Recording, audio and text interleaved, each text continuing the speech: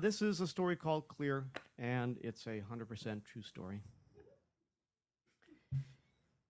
Slumped into his desk chair, Max has precious minutes to get on the road for one of his many doctor's visits this month, but I can't tell if he's sleeping or breaking for pain. Hope to gosh you're feeling better, I say to test him. I don't normally use such flaccid language as gosh, but it's one of our spontaneous word games. This one's inspired by reality TV censors who insist on that three-word squeezed tea bag of excitement. Oh my gosh. He plumps an eyebrow. He's awake. He replies, gosh moves in mysterious ways. Yes, very mysterious. The big mystery to me is he rarely lies down to sleep, and to distract himself spends hours online reading everything from the Huffington Post to Harry Potter slash about first mudblood kisses and the magic of love over he who must not be named. He swears these stories are written better than Rawlings, and I've no comeback, but I like that there's a character whose name the reader must be spared out of political correctness. We gotta go. Go with gosh, I say. Yes, in gosh we trust, he says. These languid, last-minute six scenarios are not at all new. Even on that Wednesday afternoon in July, he neatly pressed his peaked body into Sunday clothes, and I rushed him downtown. In the courthouse elevator, he straightened my jacket collar and suddenly sparkled, handsome, older, familiar as a favorite fountain pen. After 18 years, we were marrying. On a bench, a young Marine in his dress uniform nervously gripped a clipboard, scribbling whatever his pregnant bride murmured.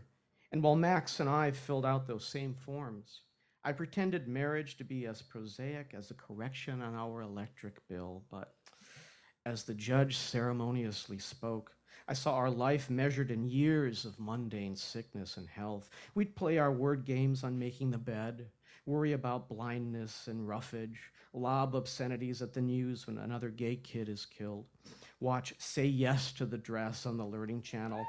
Oh yes, we learned.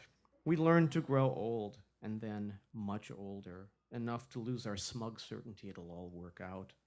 I heard Max say, I do, and I felt at once celebrated and forgotten, as though the only people who would ever see what was so extraordinary in the ordinariness of this moment were right there in the room with us, and they would clear their heads of us by the 2:30 nuptials.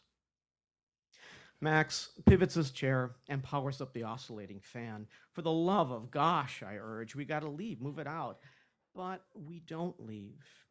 Instead, he fiddles the top buttons of his short sleeve shirt, stippled with sweat, and says, I give up.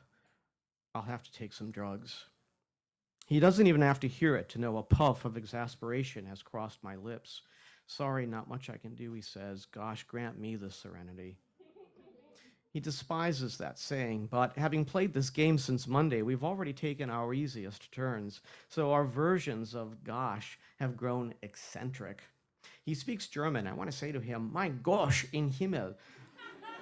But I'm not really sure if Gosh is something in German, so instead, I punt with a risky Elizabethan phrase, Asches Bodkins. Max bests me with schwoons. He's read all of Shakespeare and studied Anglo-Saxon in his classical education a lifetime ago before we met. Well, what about In Gosh We Trust, I ask. Bzz, comes a reply. Said that one, penalty point, you have to fix me a cocktail. He means his medicine. I was a licensed bartender when I was 18, a watered-down shopping mall version of one. In an era of long hair, the barbers from next door would come every night to dull their pain over a bratwurst and one of my shitty martinis. Clearly, this mixology isn't about that kind of pain, but the recipes do favor 1 part cranberry juice, 2 parts black cherry Kool-Aid, drizzle a heady amount of liquid narcotic, ice, sip lugubriously. He presses the chilled glass to his forehead first and then to his lips. We feel the particulars of pain differently, he and I. Doctors glibly call mine the suicide headache. Direct sunlight is its muse, and when the gash of it clears, I sometimes discover myself tearing up in a dark room's darker corner. A routine histamine response, sure, but pain, vile, and insipid as warm cantaloupe is sad as well, even as it corners you. Misha, a terrier who, in her declining years, we passed from one family member to the next like an urn of ashes, spent her final days under my father's watch. She would languish in a restful patch of afternoon light, moving like a sundial with its warm hours across his parlor rug. When she instead began to stare into a dark corner beneath a desk and bleed into her stools, my father took her in for the injection. She wanted to take that one last step and couldn't, he explained. I knew the step he meant. There was a woman buried just below the permafrost of his memory. He'd tell her story only on the coldest days when steam from Sunday's cabbage froze inside our kitchen windows.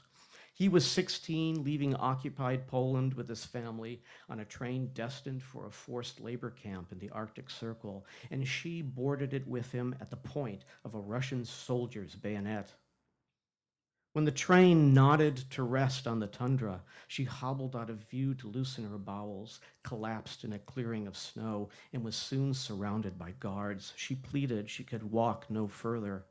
They gave her this choice: go back to the train or remain and die. My father saw her totter to her feet, then seize one trembling, deliberate step in the opposite direction of the train. A bayonet fired, and the train inched forward. And now, the gritty particulars of my husband's condition. Max grew up in the Michigan Assemblies of God, became an honor roll student, and looked after his younger brother, whose blindness embarrassed his parents.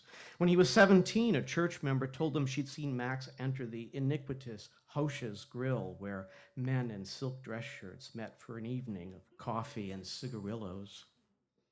The next afternoon, after his mother lured him to lunch, Max's father secretly parked outside, prodded him into an idling car, and delivered him into the roughshod hands of two orderlies at the Battle Creek Sanitarium. His father instructed them do whatever, but make him straight. And straight away, treatment began with rounds of humiliation, pictures of slippery-breasted porn stars and the starvation that brainwashing craves. When Max didn't respond, they restrained him, choked him on a corrosive brew, then blistered his brain with electroconvulsive therapy.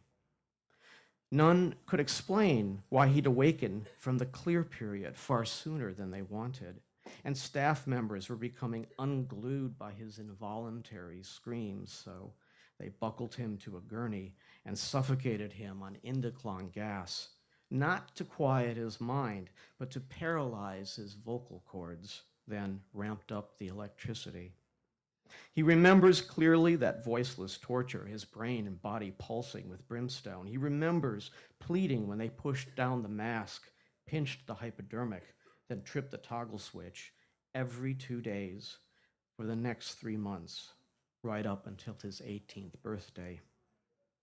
Years later, he would wear the imprimatur of those wounds. Ulcers would burgeon and devour his stomach so savagely, most of it would be removed, leaving a chute where a gut once was, and his flagging pancreas would turn days of rampant diabetes into moments connected by dull lancets and Humulin injections. For their part, I daily visit upon his parents a living death wish.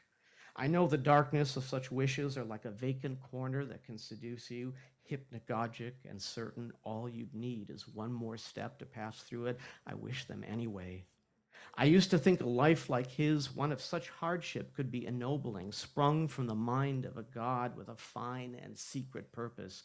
It is not. Suffering is rancorously mundane and godless. It bores us while it violates us, like the memory of an ex-boyfriend's lovemaking. A hard life is so jealous of anything you enjoy. The only way to outwit it is in the contradiction of cherishing what you don't. I say, gosh never closes one door without, stop, he says, now buttoning his shirt. It's a trap. They're all closets under the stairs. He rises. He's the boy who lived. I go, well, then what about there but for the grace of gosh, go I, he says, and with a little grace, I winnow out one of my canes, and we go. In the car, The ignition turns like a cleared throat, and I produce our wedding rings from a vest pocket. We don't ever leave the house together without them. We had designs for a January ceremony at home brimming with friends, but there was Proposition 8, and I felt such a dullard for having been hopeful. That morning, after I cast my ballot, a gray sheet cake of clouds drizzled down its misery, and a freight truck thrashed out spinnerets of mist on the freeway, kicking up a chip of stone at my windshield. And a small fractured iris of glass opened its unblinking eye at me. I felt this one inexorably. We were going to lose, but why? How could I meet anyone's eye, not knowing which of them silenced us again? The wipers flinched, and I couldn't help it. A scream opened from my mouth and held until it crazed the back of my throat. I stopped. I tried to shout again. My voice was already gone. Our garage door thrumbles open, and even though undraped windows stare down on us from across the alley, I don't wait to find out who, if anyone, is watching. I just let the car smolder in its own exhaust. We have this one absolute sacrament. I ask him to hold out his hand. Are you sure you want to do this now? He asks. Yes, I say. Absolutely, I do. He waits. I kiss his ring and carefully slip it over the cracked skin of his finger. He kisses mine and sidles it past my scarred knuckle. I let him take whatever time he needs now. We're already so late. Then I kiss his hand. I kiss his mouth. I inch us forward together in whatever sunlight remains.